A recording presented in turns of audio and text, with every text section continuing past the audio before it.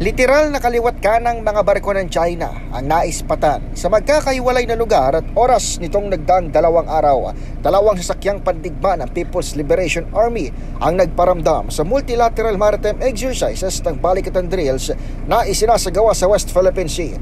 Ayon sa Armed Forces Western Command spokesperson na si Captain Ariel Coloma, unang nakalapit ng 3 hanggang 4 na nautical miles ang Chinese Navy ship na may bow number 793 noong Sabado na sinumdan ng isa pang gray ship na may bow number 578 nitong linggo. Pero sa panayam ng DZRH News, sinabi ni Coloma na patuloy ring minumonitor ng AFP ang naturang Chinese vessels na hindi naman niradyohan sapagkat wala naman umunong ginagawang illegal na pagkat sa pinangyayarihan ng joint sales ng Pilipinas, Amerika at Pransya.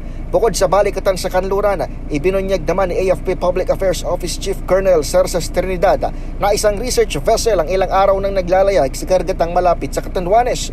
Unang nakita ang barkong Shenkuo sa layong 60.9 nautical miles silangan ng Rapu-Rapu Island noong Abril 25. Pero sa pinakahuling monitoring ng Tactical Operations Wing Southern Luzon, nabatid na nananatili sa lugar ang barkong hindi tumutugon sa kahit anong radio challenge. Nakatambay lang umano ang research vessel at hindi nakikitaan ng tripulante sa main deck nito. Pinaiimbestigahan na ng AFP sa mga kaukulang ahensya ng pamahalaan na ginagawa ng research vessel kasama ng posibleng ilegal na aktibidad nito sa EEZ ng bansa.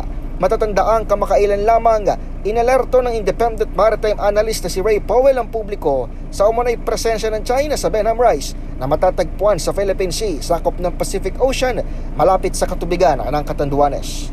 Para sa MDC TV Network News, ito si Edniel Parrosa. Sama-sama tayo, Pilipino.